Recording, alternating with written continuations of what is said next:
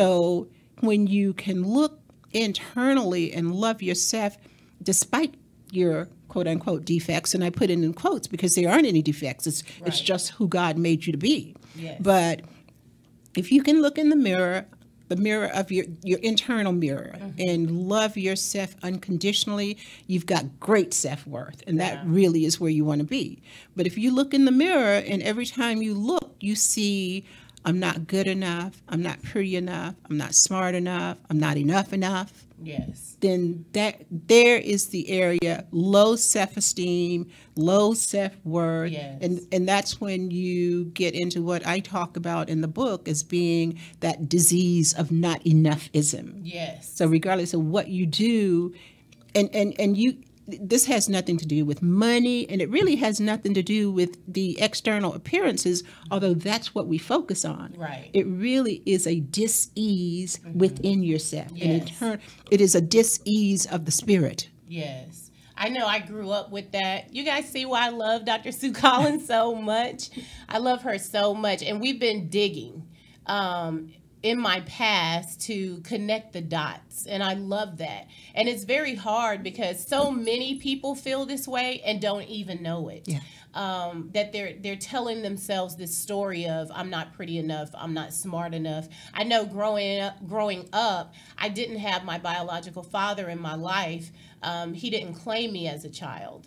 And so I would see my other siblings at the tire and body shop that his family owned with him, and we would ride past, because I'm from Charlotte, North Carolina. It's not a big city. So you pass there all the time going to and fro, and I would pass there and see them, and the first question I would ask was, what is wrong with me? Because why isn't he asking me? I see all his other kids, even kids that weren't from his wife. So I couldn't say, oh, well, maybe it's just his wife's children. It was just me. And so I grew up with that, and we've been digging into that, looking for that love that I wasn't getting from him and seeking that in other people. And we were able, you guys, to go back to a birthday party that I had when I was very young, where my biological father pulled up to our house where me, my stepdad, my mom, and my two brothers lived, and he handed me a gift out of the window. And he said, happy birthday, sweetheart. And then he pulled it off and left. He didn't even stay for the party. And I remember that day saying, wow, I mean, he doesn't really care that it's my birthday. He's not going to stay to celebrate with me. So what is wrong with me? And that day is the day that I decided, you know what? I'm going to start calling my stepdad dad, because he's always here.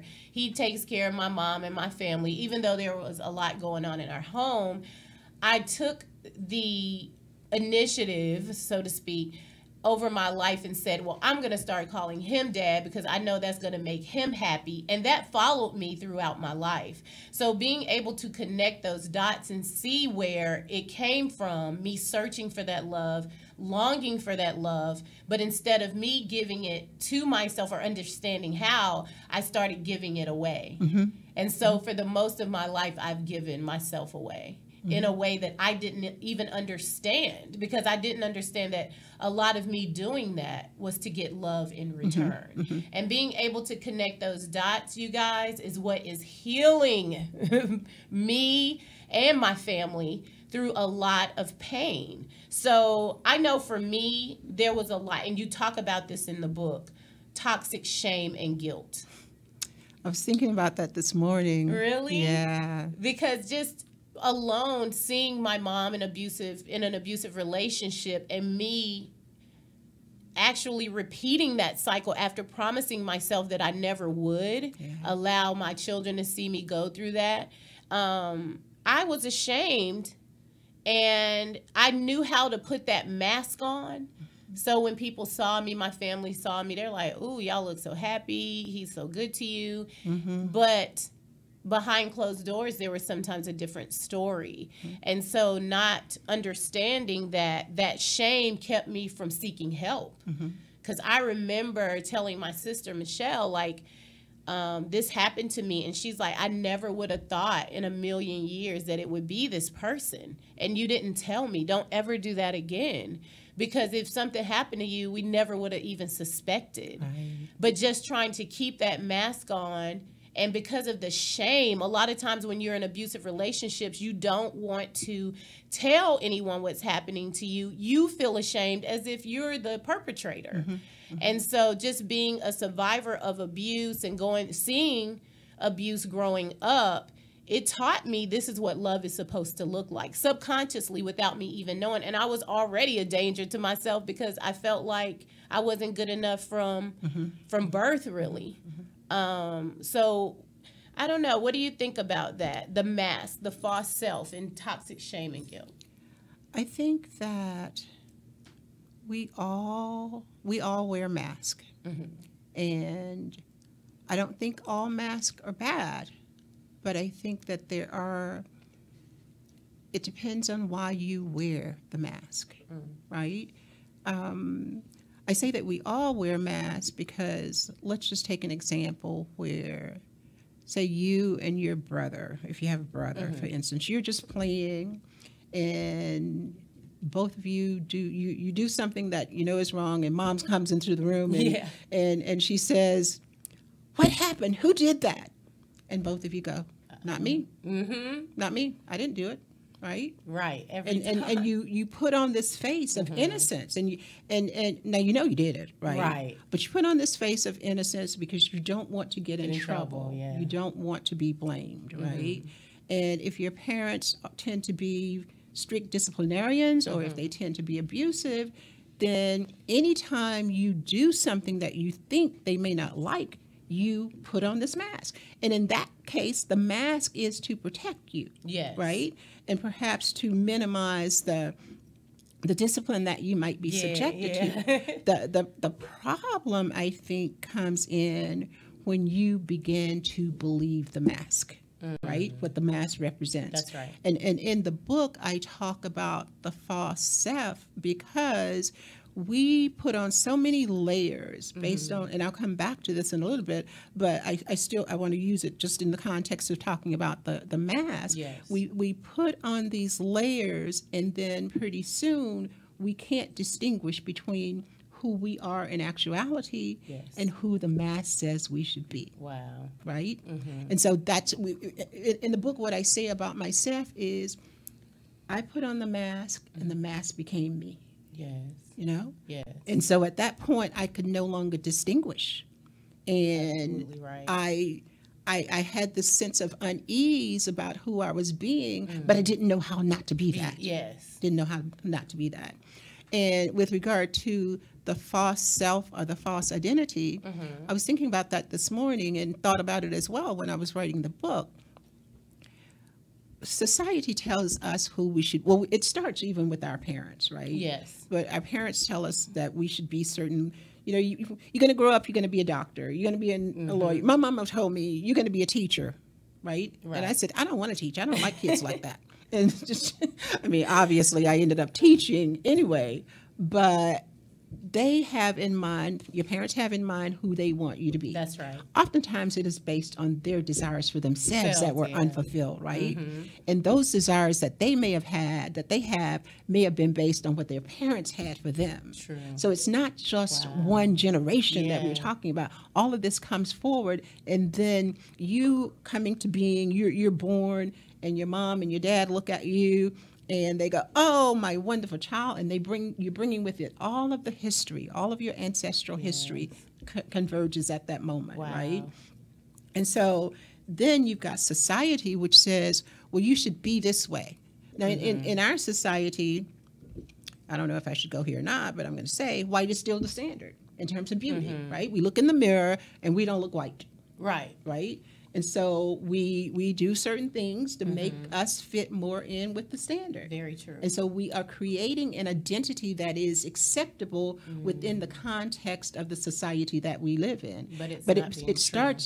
It is not being true. That is that false self. Wow. In order to get to the true self, which is your divine nature, which is one with God, you got to go in deeply and dig all of those layers. What do I believe? Why do I believe it? Where did that come from? Where did that come from? Because many times we have no clue. Absolutely. And it is driving me bananas, okay? I'm just saying, because going back and really digging in your past is painful enough. But having to tell yourself these truths, like face yourself and the ugliness and the beautiful parts and the... At first, I was so excited. I had my little notepad, and I was writing. I came back. Okay, this is what I wrote. This is what I found, and we're connecting the dots. And then I had about, I'd say about 2 weeks of tears. Like, I always say, my best friend Tony always says that. You're the most non-crier I've ever met. Because I'm like, oh, I'm not a crier. But then honestly, 2 weeks of that digging drove me crazy. So it is work. It is work, but it is so worth it, because this morning when I woke up, I'm like, I haven't cried in about a week. Like, very good. I think I'm doing well. And it's a part of that process and releasing that false self, because we do tell ourselves stories that are not true about a lot of things, not just ourselves, but the people that we feel like have hurt us, who have betrayed us. We're constantly telling ourselves the story, and we're upset and angry. And that's one of my things. Like, I'll be mad about something that happened 20 years ago. And when I'm dealing with the person, I go back to that 20 years ago as if they're the same, and not giving them the opportunity to change. And I remember a young lady saying online, like, I want to give to, God's people. I want to pour into people. That's who I am. And the first question that came to my mind is, what are you giving to yourself? What are you pouring into yourself? And I think sometimes, a lot of times, especially as women, like, we feel guilty for giving to ourselves. We feel guilty for putting ourselves first, when I feel like you have to take care of you in order to take care of everyone else and be strong for everyone else. So the work is necessary, and it blesses you. So yeah, I'm taking off my mask, people. Are you with me? You guys, I'm so looking forward to this new book from Dr. Sue Collins, our guest today, Return to Self. You guys call in 770-988-6461 while you have this angel here, so that you can ask questions, share your wisdom and your experiences if you're identifying with some of this, because it is work, but it is so beautiful to come into real self-love and self-worth, because you are worthy. And I think sometimes it's hard for us to really realize that we're God's children. We're worthy of love, but that love has to first come from you. Do you believe that? I do, and we talk about self-love all the time, but my experience has been that most of us have no clue what it is. And speaking of my own personal experience, I remember as I started my, what I call delayering process, as I started that, and one of the things that I was asked by my mentor coach was, well, what are you doing to love yourself? And I said, well, I don't know. What should I be doing? And then they talked about self-love, and I thought, well, I don't really know what that looks like. What does that look like? Wow. And so maybe I'm going to talk a little bit more about it, but maybe one of the questions we should ask is, what does self-love look like to the audience, to them, right? I ultimately came to realize that I didn't know how to love myself.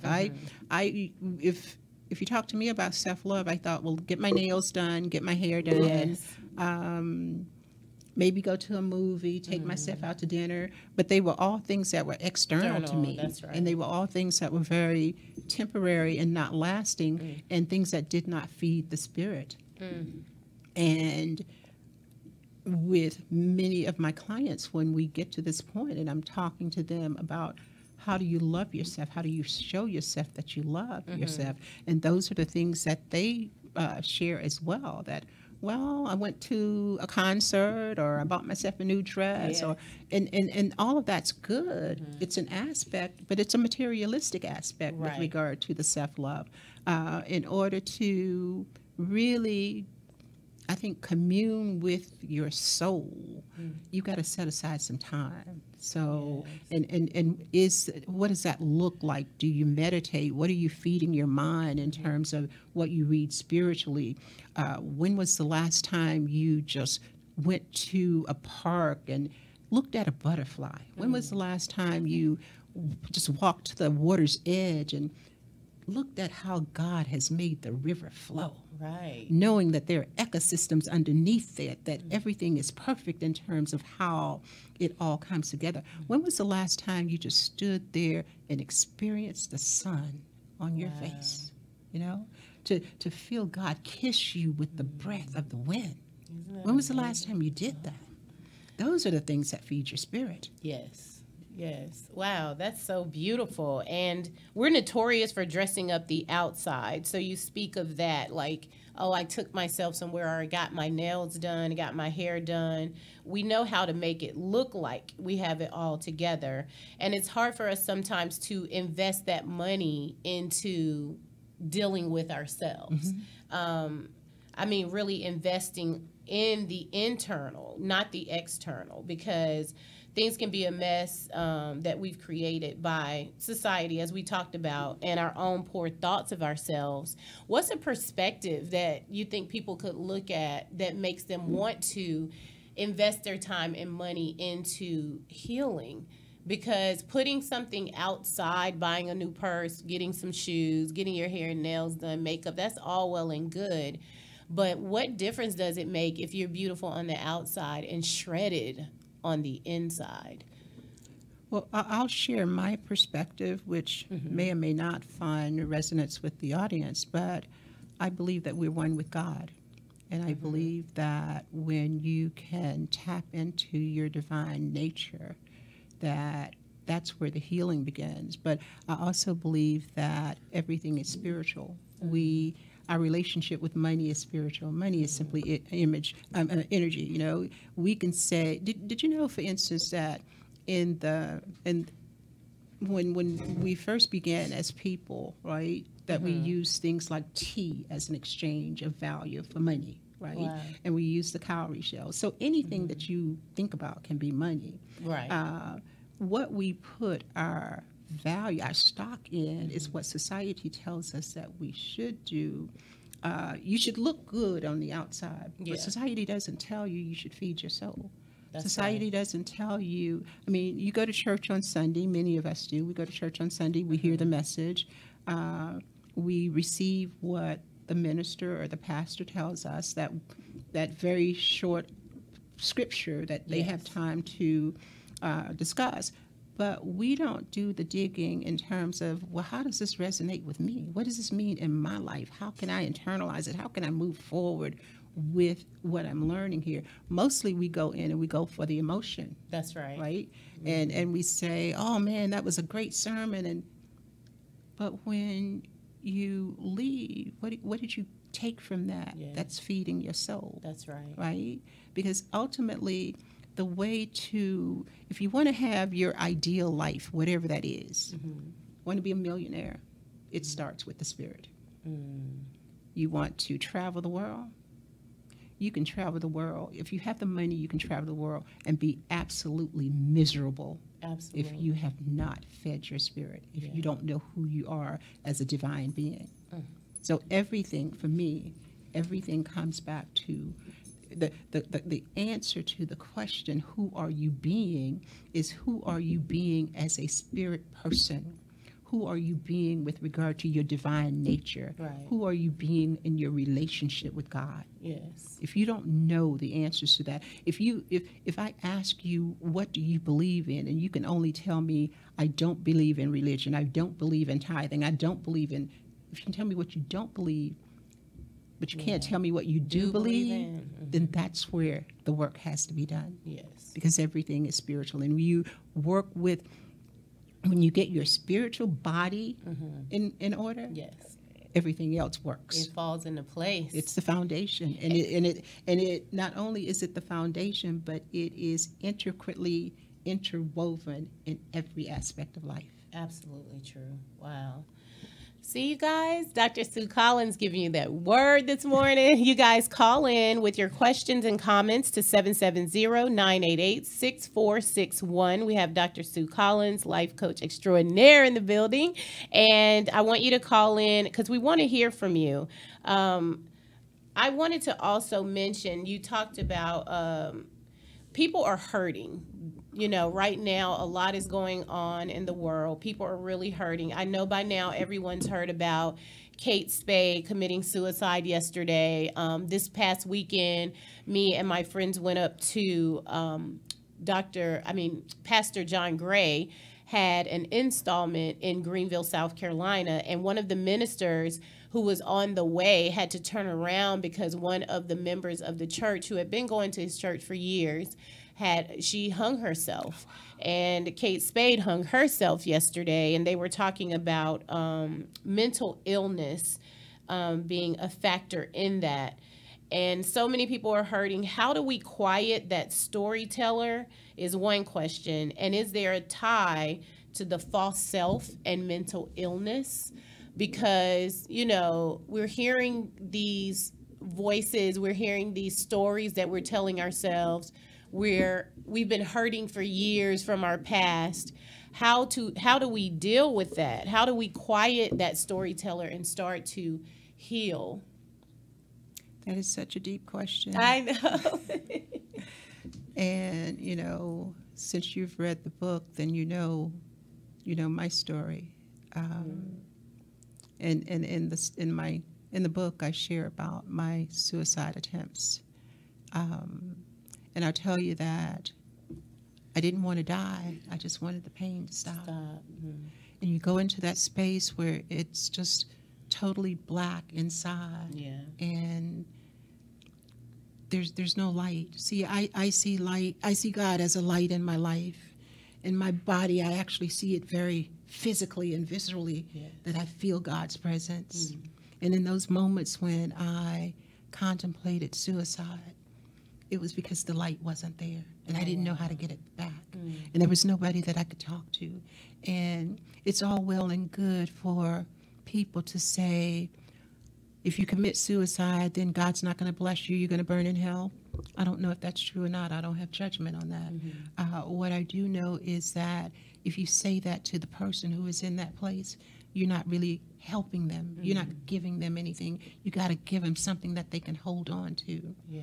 One of my clients is a young male, and he came to me just recently because he had attempted to do a couple of things. Mm-hmm. One is that he had just started to ram his head into the wall. Mm-hmm. Another is that he had attempted to jump out of a car moving at 30 miles per hour. Mm-hmm.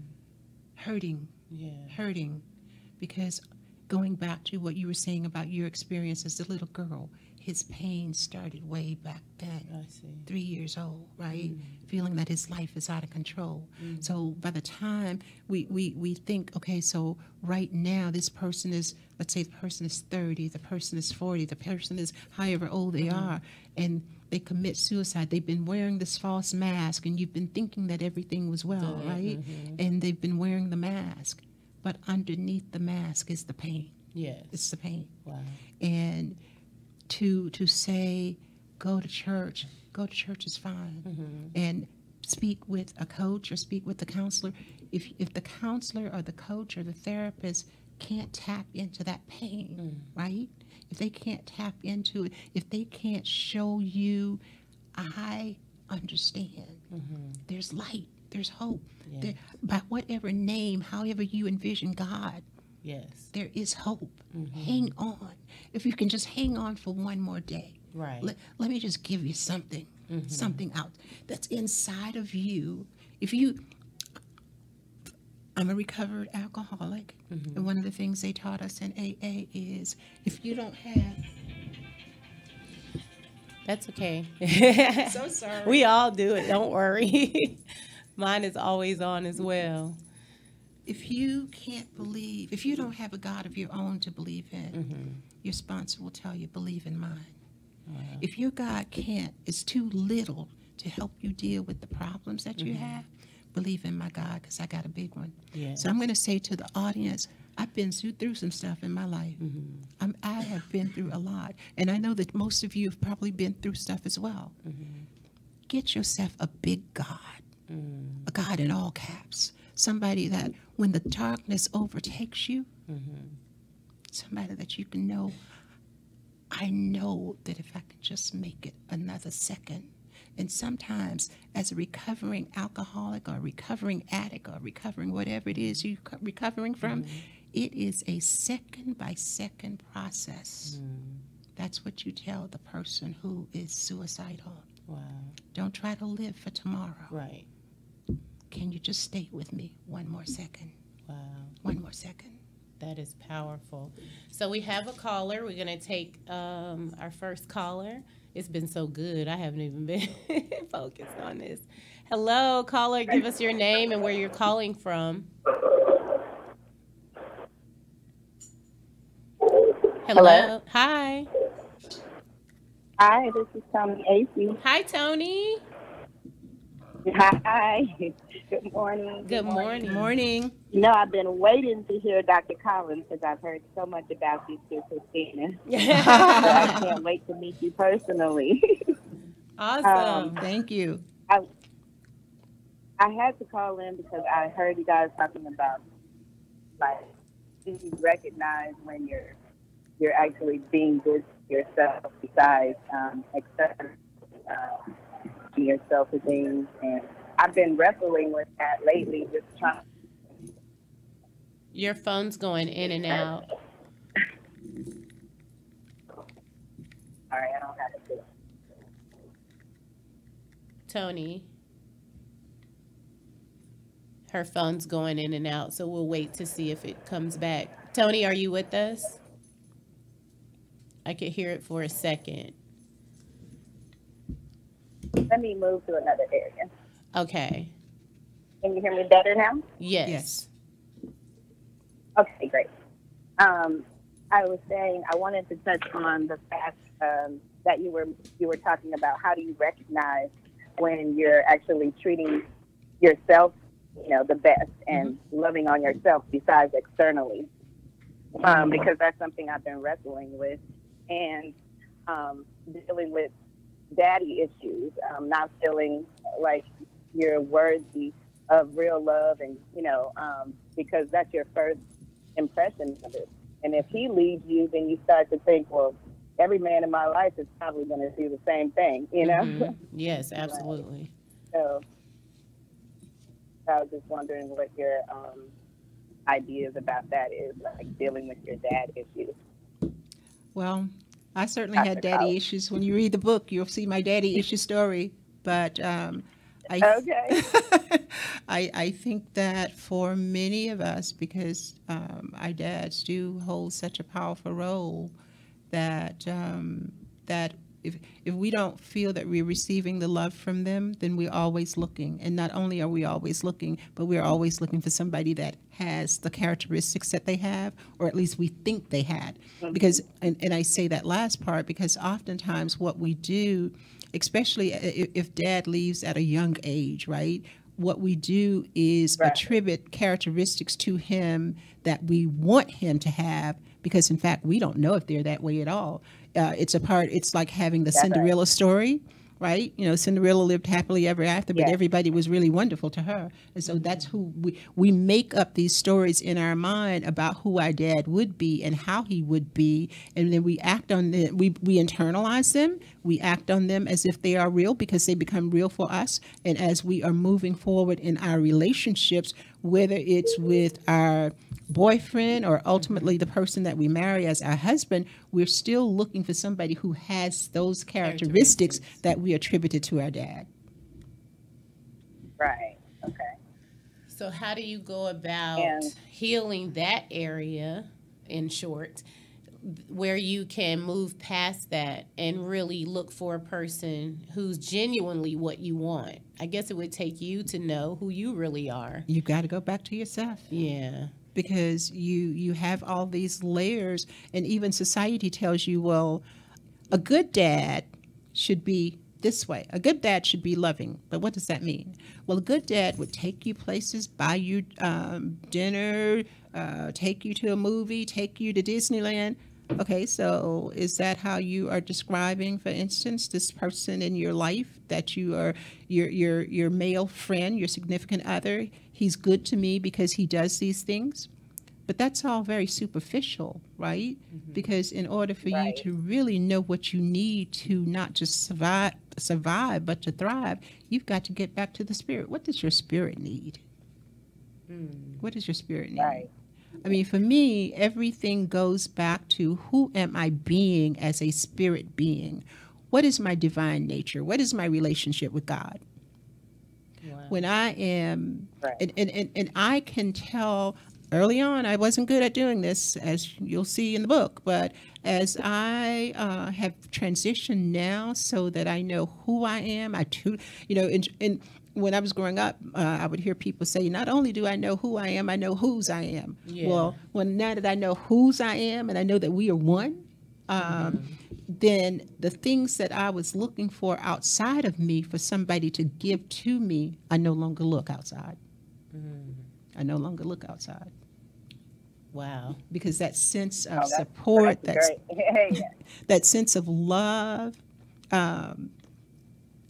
whatever it is that you need, you can get from your yourself. relationship with God. Wow. And I remember one night, and I'll just share this very briefly and kind of keep it really, I was feeling so alone and lonely, and I wanted a companion, and I was crying, and what I began to feel, like some people would say in the traditional church, the Holy Spirit, but I began to feel what I felt was God's presence, right? And it was so warm and so embracing and so supportive, and I had never in my life felt that way.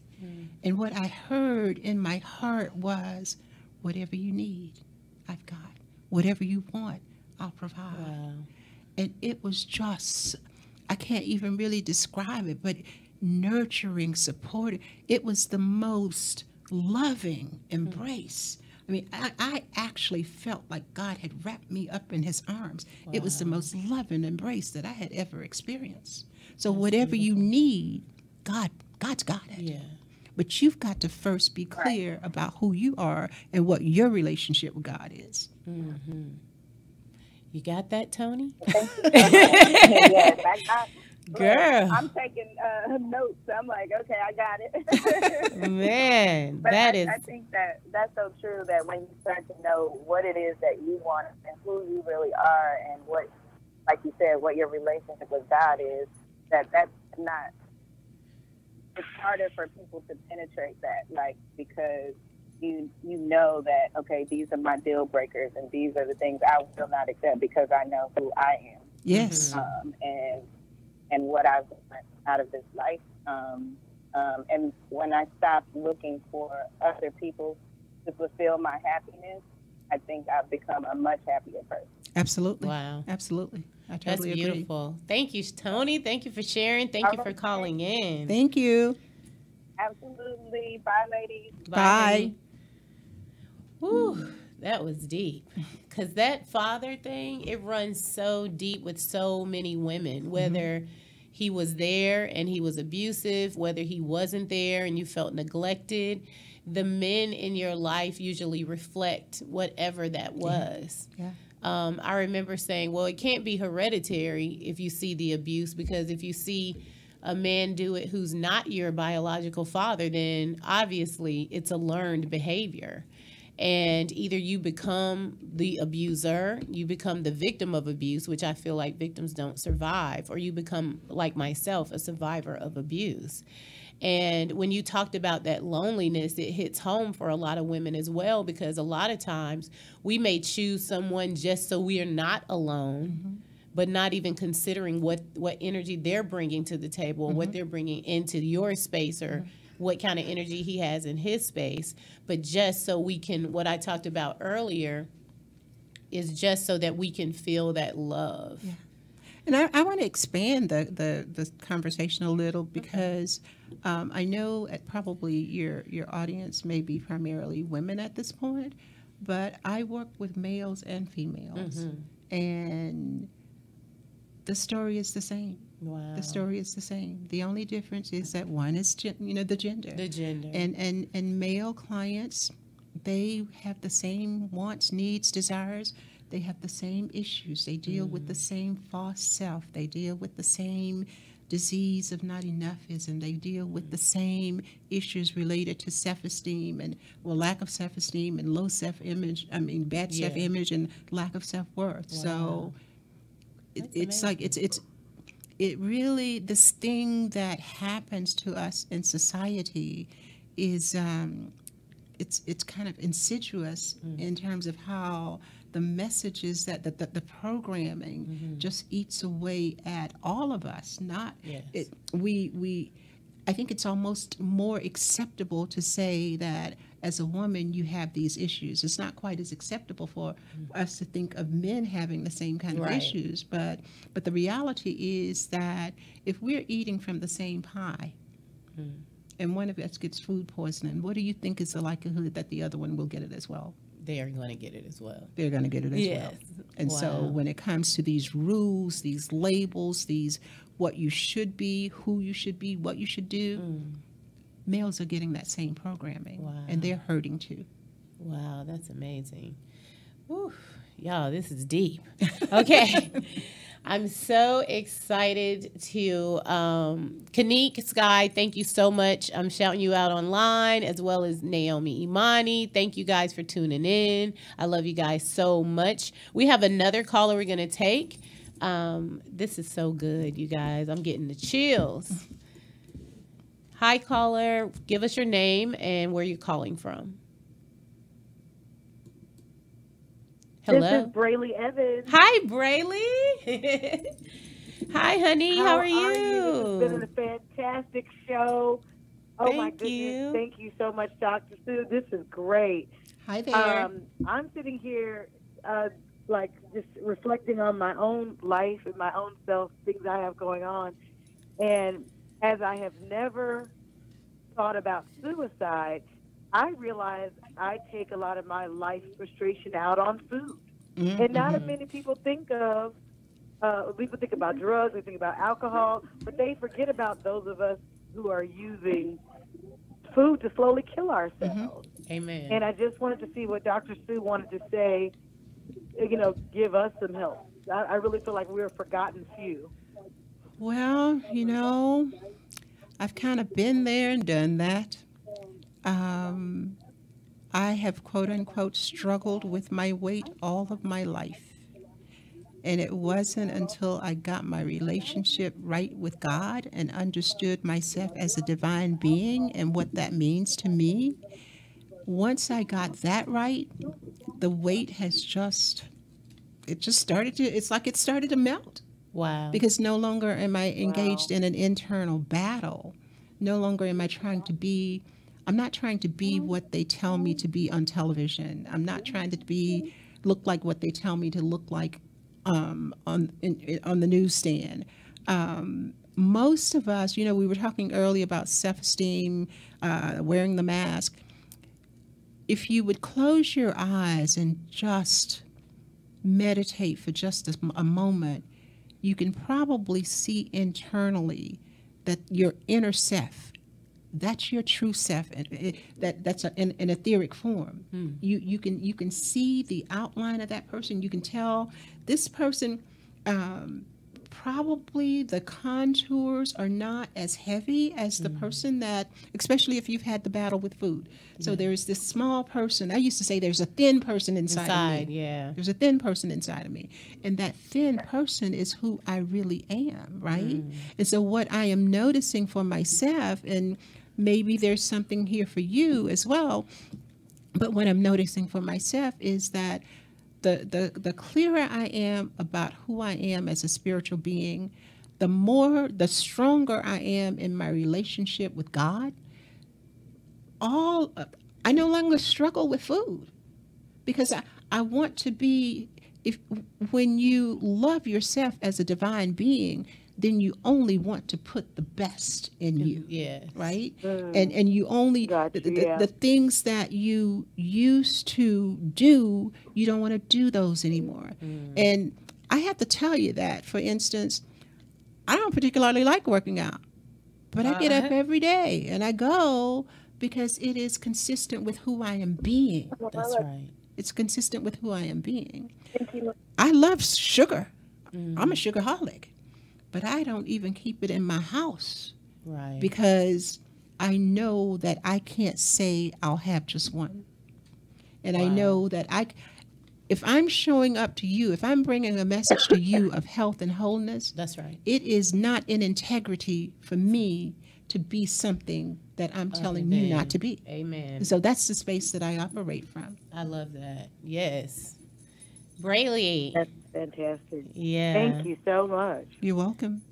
Thank you, Brayley. I love you. Love you. Love you. Love you. Thank you, honey. Bye-bye. We have one more caller. Oh, I think we have time. This hour goes so fast. Callers, I'm so sorry if we don't get to you. Hello, good morning, caller. Where are you calling from and what is your name? This is Lucky. Hi, from Lucky. Tennessee. Hey, y'all. Hey, honey. Hi there. Dr. Collins, you had mentioned earlier about how generationally we pass things down through our families that we might not even be aware of. And I'm currently having a lot of heartache over my daughter. And I'm wanting to recognize what these patterns of behaviors that have been passed down through my family and how to kind of stop it with me, where I don't have to have this go to my daughter. And I know that she's obviously grown up with me and been around a lot of people. And like you're saying, the society right now is very sexually focused, and it's very difficult with our teenagers today. But it's like, how can I recognize what my patterns of behavior has been, my mother's, and stop it where she doesn't have to go through the same thing? Okay, that's a really deep question, and it's a two-pronged question. I'm going to answer what I consider the second prong first. And actually, my belief is that we are each here as spirit beings on our own journeys. And because of that, that means that we will experience those things that God intended for us to experience. And so as a mother or a parent, even though you want to save her from some things, there's some things you can't save her from because she has to experience those in order to be the person that God intended for her to be. And when I think about that, I think that it's important to emphasize that there are no mistakes, there are no errors. Everything is perfect in terms of God's will, right? And for instance, if you think about one of the examples that I use often is we want to protect people from making mistakes, but if you protect them from making the mistakes, they don't learn what they need to learn. They become very dependent on you. They don't enhance their critical thinking skills. They don't learn how to get up when they fall down. If you pick them up, or if you prevent them, if you put a barrier that prevents them from having the experience that they need to have, what you do, I think, is prolong the process. Because ultimately, if it is a lesson that she needs to learn, she will have to learn it. What you can do to support her in that really is to stay in prayer for her.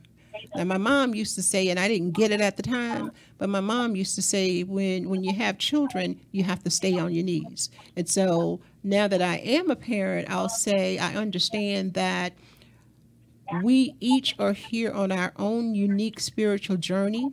You can pray for her well-being and pray that she goes through it with ease and grace. So now I've said all that, and I forgot what the first part of the question was. The first part So the first part related to the ancestral inheritance and what it is that you inherit and how you can keep from passing it on. In order to really kind of delve into that, you have to ask those deep questions. Who am I and where did I get it from? And you don't just get things from your parents, you get it from their parents. It's like genetically, your lineage goes all the way back to the beginning of time. Genetically, we're all connected if we went back far enough, right? Yeah. And so in the more recent time, you can look to see what are the attributes of your mother, your father, what are the attributes of their parents. And one of the exercises that I have clients do, for instance, is to just kind of write this out using columns, write it out on paper, and look at if my mom's mom was an alcoholic and my mom was an alcoholic, did I get that from her? If my mom was a loving person, if my mom was kind and gentle, did I get that? If my mom was abusive, did I get that? And so you just go down the list with each of those persons, and then I just have them draw, the way I structure the exercises, you draw a line from the person who and the characteristic to yourself. That gives you an understanding of this is where you started from. But there are other layers. You've got, well, what are you getting from society? Society is the religious institutions, it's the schools, it's the government, it's anything that's in a position to perpetrate a message, right? And then not only that, it is all these public figures, because for instance, I think about kids who wear the different clothes, right? And they don't just wear these clothes because they like the clothes. They wear the clothes because they like the message that the person is giving, the person who designed them or the person whose name is attached to them. So all of that is being layered on you as well. So for you to say, how do I stop this process? It does require you to look very deeply at who you are being. And that's where you start from. And once you're clear about what you're getting from other people, what these beliefs are, then you have to decide, what do I believe? And you can attach a positive and or a negative to each of the beliefs that you've identified. So you don't throw everything out, because Mama gave you some good stuff. Absolutely. Daddy did too, right? And so you keep that, but now you get to make a conscious decision as to, well, what do I want to believe for myself? Love it. Lucky? Yes, can you hear me? Yes. Did you get all of that, baby? Buy the book, I did. Lucky. That was so wonderful. Thank you so much. That's very insightful, and I appreciate you so much for addressing all of those questions. I know I threw a lot at you. Thank you so much. I hope I answered it. I mean, I hope I gave you some true insight. You did. No, that especially the part where it's like, I do completely agree that we all have come here to learn our own lessons, and the most important connection is with God. And I have been doing a lot of praying and just, trying to realize that, one of the things Christine always says is that our children were God's children before they are our children. Absolutely. And so I'm really trying to, not trying to take possession of her, but still try to be a good parent. So that was wonderful feedback. I appreciate you so much. And it's so tough raising children because you want to save them from everything. Like you're conditioned to believe that's why you're here. Like, I mean, you would have thought I was an octopus, as many arms as, with 3 kids, even just trying to fix it all the time was driving me so crazy till I made myself just sick. And we have to understand that they have to fall. They have to bump their heads. They have to, go through their stuff in order to get where God is taking them. So, and I texted Lucky last night and I said, just so you know, at the end of this, everything's going to be just fine. Absolutely. Everything's going to be just fine. She has to go through this to become who she's ultimately going to be. And I was like, had I known back then what I know now, I wouldn't have worried myself to death about every little thing that my kids were doing, whether it was serious or not. I would still keep a level head and be like, okay, we're going to get through this. But I would be up at the school. I'd be at the Waffle House jacking you up, pulling you out of there and doing all kind of craziness. So I understand what you're dealing with and going through. I love you, and everything's going to be just fine. I've got 2 comments I'd like to make really quick. Okay. Really quick. One is that we always think in terms of people making mistakes, but there are no mistakes because you learn from everything. Everything that happens, you learn from it. Everything that you think or you don't think, you learn from it. And probably the most graphic example that I can give of that is when you see a baby and the baby is learning how to walk, right? What do they do first? They crawl. Crawl. And when they crawl, they don't usually crawl forward. They scoot backward. They sure do. And when they scoot backward, what are they doing? They're strengthening those leg muscles. So we look at our children, and somehow we want them to just stand up straight and walk. And we want them to do that not only physically, but in terms of how they live their lives. Wow. But then if we're honest with ourselves, we didn't learn how to live life that way. That's right. We had to make some. You got to strengthen that get up muscle. That's right. You got to strengthen that get up muscle. Yes. And so you can pray, but you also ultimately have to accept and understand that God just made you the caretaker. You don't have any control over that, because whatever she's supposed to experience, she will experience it. That's right. That's the way God intended for it to be. That is her path. That's right. Oof, I love that. Chill bumps again, guys. I know. Oh, my goodness. Oh, okay, God. Lucky, thank you, Thank so, you guys much. so much. Thank you. Okay, have a good day. You too. Okay. Can I take another? Okay, we have more callers, you guys. I want to take another call. Hello, caller. What's your name? Hello? And where are you calling from? Hello. Hi. Hello. Hi, it's Andrea. How you doing? Hi, Andrea. How are you? I'm good. I'm good. I've been listening, and I have been, I've been like, okay, I'm crossing T's. I'm like, oh, gotta do that. Missed out on that one. Let me go back to that one and do that.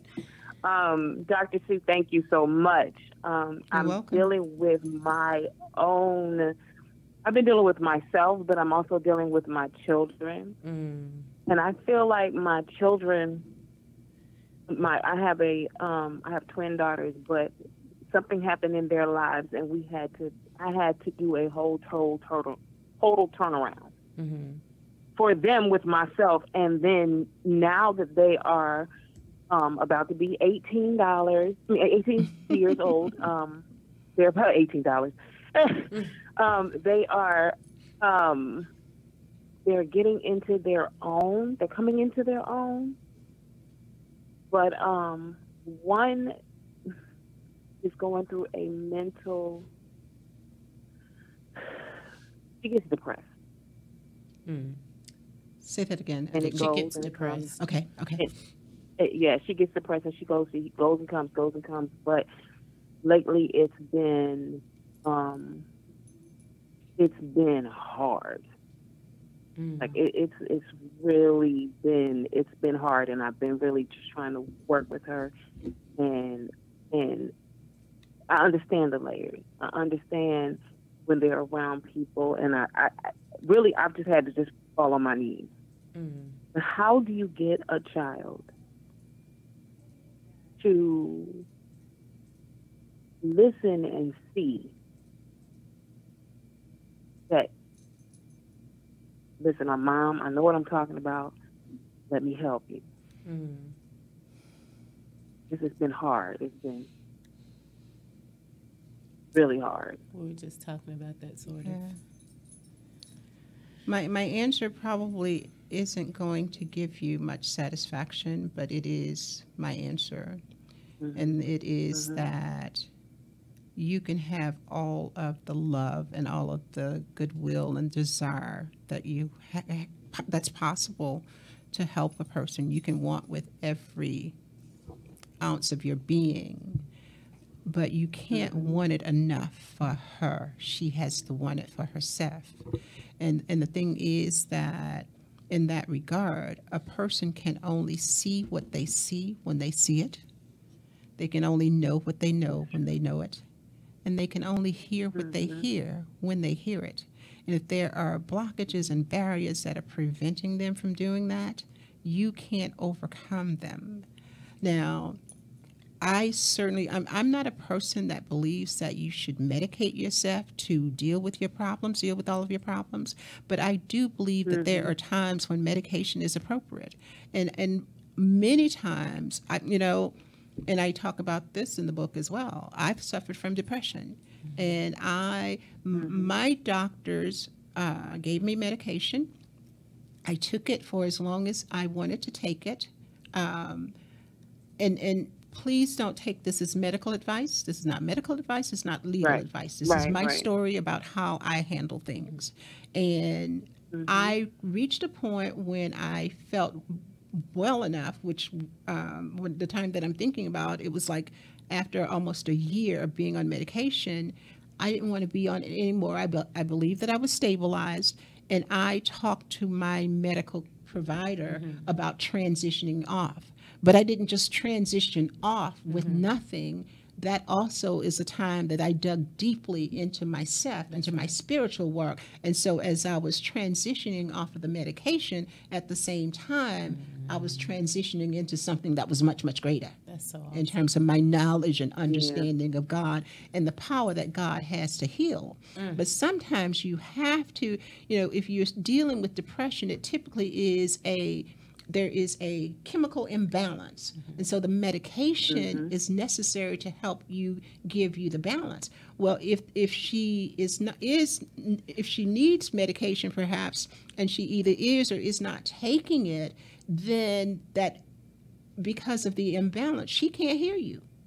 She can't hear you. You can talk all you want. She can't hear you. She can't relate to what you're saying because her mind is telling her something else. Wow. And so certainly if medical assistance is needed, get that, but understand that ultimately, even with medical assistance, the person has to have that inner desire to make the change for themselves. Absolutely. I hope that helped you, Drea. And I'm trying to get her to that point. Yeah, it did. Because I'm trying to get her to that point where she wants it. So maybe looking into getting help with maybe a psychiatrist who can help with that balance will be great. And then in the meantime, her having someone to talk to and bounce things off of so that she can slowly, gradually, come back to herself and come off the medication. Yeah. Well, I love you, honey. I love you too. Thank you so very much. You're welcome. Thank you. Have an amazing day. Okay, I love you. Love you. Bye-bye. Bye. Okay, we have one more caller, and they've been waiting for a long time, so I'm going to go ahead and take it. Good morning, caller. How are you? Give us your name and where you're calling from. Good morning. This is Michelle Kennedy. I am Christina's sister. Hi, Michelle. Hi. Nice to meet you, Dr. Collins. I've heard so many great things about you in conversations that I've had with Hi, Michelle. And hi. So I wanted to call in too because listening to the show, everybody's had great questions and positive, remarks and responses. And I know that we all deal with a lot of different issues. And I guess my question is, I don't know how, but lately I kind of feel like one of the reasons or part of my purpose is that God sees me as one of those, as a helper. And I don't know why I saw somewhere that maybe one of those little tests or games or something. It's like you were put here to be a helper. You were put here to help others. But at the same time, I know that I'm supposed to take time for me too. But I don't know how I separate and know when enough is enough because I never feel like it's too much, if that makes any sense. I don't necessarily know that when somebody's asking me to do something that it's out of my boundaries to do when I feel like it's within. So how do you know when to say no? Like my aunt, and I've had conversations with Chris, I've had, with different people, is like, you just got to say no. And I'm like, but I don't feel like I should say no because it's not really bothering me to the point of that it's a hindrance. And, I always want to be able to be there. So, if my friends or my family, especially my family, if there's anything wrong at a drop of a hat, I don't care what it is, I'm there because they need that much to me. But it's never a point where I feel like it's a bother to me or it's a hindrance. It's something that I want to do and I don't have a problem doing. But then everybody's like, you got to take time for you too. You got to do things for you. At what point is there a cutoff? Or is there a cutoff? Is it? because I'm dedicating my book to my sister Michelle, because every time I've ever called her, whether it was me or my children or someone even in my family, because her mom is my adopted mom, and she says the same thing every time: I'm on the way. That's it. There's no, what happened? What? Okay, let me see if I can work it out. It doesn't matter if she's at work or what. She's like, I'm on the way. And that's been amazing to have that support system. But at the same time, the balance has to be there, because even though she's saying it doesn't feel like it's a hindrance, yes, I feel like, Shell, if you don't mind me saying, I feel like it is heavy. Mm-hmm. It is a heaviness there. And she's not giving to herself in that way. Mm-hmm. And I think a lot of it is just like me, just wanting to be there, wanting to be loved and cared for, and for everyone to know, hey, I got you, but not necessarily giving yourself that same privilege. Well, you know, as women, particularly, we are programmed to be nurturers, to give of ourselves, and to always put everybody ahead of us, right? And so that's a part of what's going on, I think. But as you were speaking, I had the mental image of something that I always talk about, and it's, if you consider yourself a cup. I've always been, in my healed life, I have been taught that you should only give the overflow, right? Yes. And so that means that you've got to keep yourself filled up. And we talked earlier about some of the ways that you can do that spiritually. And because we're so programmed to give, and also because we're not in touch with who we are, not in touch, it's almost like we become so desensitized to our own needs that we don't know we need something else. Right. We don't know we need something. And so you think about that desensitization, and then you think about the programming that you're supposed to help. If somebody calls, you're supposed to help. Right. Those two things say to me, I keep going even when my spirit is saying that I need to stop. Right? And so, Michelle, what I would suggest is that you give some thought to not just that because you said you never feel that it's too much. I have clients that when we have situations like this, I say, okay, so get calm, get quiet, get into a meditative posture, and do some deep breathing, maybe 4 or 5 deep breaths. And then what I'm wanting you to do is connect with your spirit, right? And ask, okay, should I do this? Because, see, I go to God about everything. Should I turn left? Should I turn right? Should I go straight? Should I go to the store today? Should I take care of this? So also, when people are asking you for assistance, go to God first. Should I do this? It's not, we have the capacity to do a lot of things. And so that's not the issue. Really, the issue is, should I do this thing, right? And sometimes you may help a person who, yes, they're in need of help, but if you didn't help them, then they would have to figure out how to do it for themselves, which allows them, again, to strengthen what I'm calling that get-up muscle. Because if I know that every time I call you, you're going to respond, then I don't have to worry about taking care of this. I just pick up the phone and call you. Yes. That means you and I've developed a codependent relationship. I don't have to take care of myself because you're going to do it. My ex-husband said, and I'll say this and then just let this stop, but when I was married to my ex-husband, I worried about everything, and I was trying to make sure that the bills were paid. And it was like the harder I tried, the more money just seemed to just not stay. There were more things that had to be taken care of. And I said to him, I said, you're always so happy. Well, I don't understand it. I'm stressed and I'm trying to figure out how to make things work. Right. You know what he said to me? As long as you're worrying, familiar. As long as you're worrying, I don't have to. Why should I worry? It's like, whoa. Oh, that was a wake-up call. You'll worry and take care of it. You got this. You got this. Wow, that's deep. So the people that you're helping. That is deep, and it sounds so familiar. Yeah. The people that you're helping, you got it. They ain't got to worry about it. Woo. So Stop helping so much, sis. back up, go into meditation. It doesn't take long. Once you get the hang of it, you just say, okay, God, should I do this or not? And listen for me, there's an instant knowing. It's not something, and you ask yourself, when you're getting this answer, is it coming from your head? Because your ego will give you a whole thing about why you should do certain things. But when God is speaking, it typically rises up from the heart. Oh, yes. And you hear it instantly. Yeah. You hear it instantly. Even before you finish asking the question, you've got the answer. You're like, no. But you're moving so fast, you're not giving yourself that opportunity to allow that to happen. That's true. You're operating from your programming, which is they call, I come. That's right. Wow. Hope that was helpful. And I think something you also taught me was just because they're calling your phone, it's your phone. You pay the bill. Doesn't mean you have to answer. And you can always say, I'll call you back. Yeah.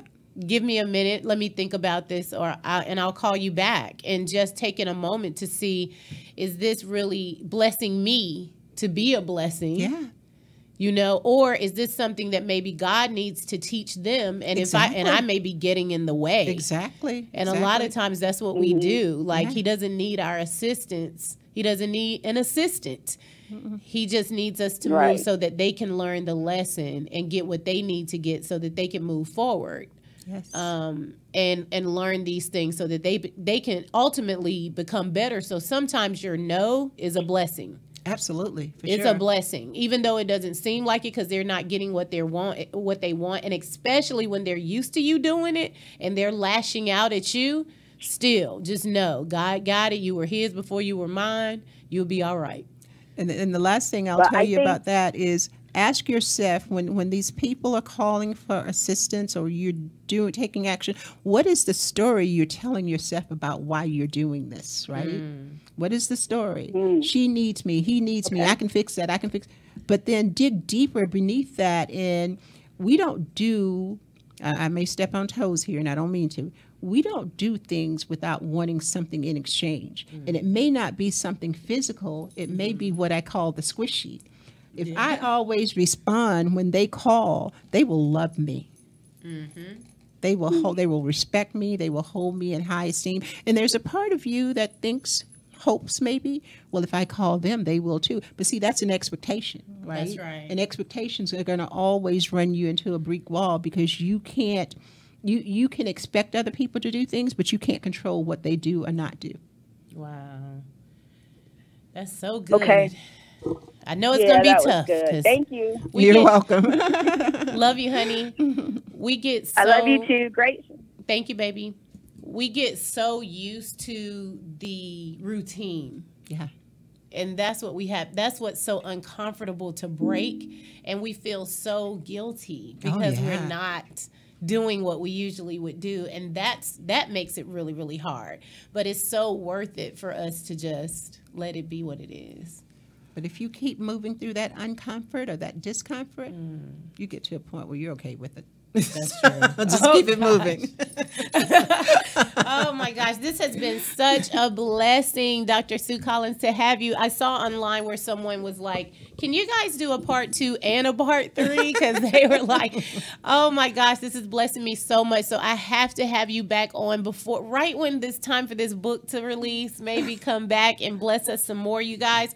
Please look forward to Return to Self by Dr. Sue Collins. I guarantee you it is going to bless you. I have been reading it voraciously and it has been blowing my mind, and just the amazing way that you walk us through the steps of returning to your true self and letting go of the false self and taking off that mask and really living in the freedom. You guys, you don't even understand how much freedom it's giving you to really just let go of all that you thought you knew, you know, and your ways of doing things that aren't so healthy for you, and creating dis-ease. Yeah. Isn't that is just so scary that we'll run ourselves to death for other people won't even do it for ourselves until it just causes us to be, sick, literally sick. Literally, absolutely. So we have to make those changes and live in our truth. So I want to know, when can we expect this amazing book, Return to Self, to hit the shelves? Okay, so the release date is July 4th. Yeah. Oh, Independence Day, you guys, you know what that means. She's going to set us free on Independence Day, okay? That is awesome. And it'll be on, help me out here. Amazon, I think. We're going to be. Amazon, on my website. Yes. And my website's under construction, but it'll be up in a week. Awesome. And so we will also be posting on Facebook, Instagram, and Twitter. And you can reach me for a signed copy, Dr. Sue Carter Collins, and that's Dr. Sue Carter Collins, all one word, at gmail.com. That's awesome. So you can find her on Instagram, Facebook, and all of those social media outlets under Dr. Sue Collins.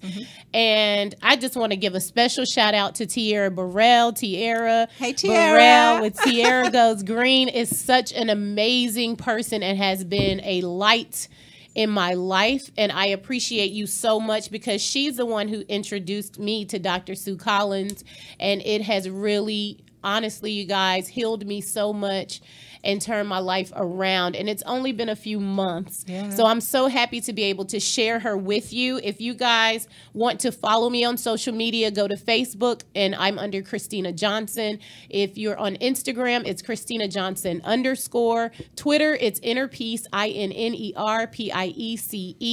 And I just want you to know that I love you. I love you so much. Thank you for tuning in.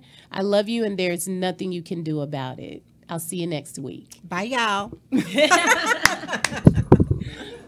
I love you. That was so amazing.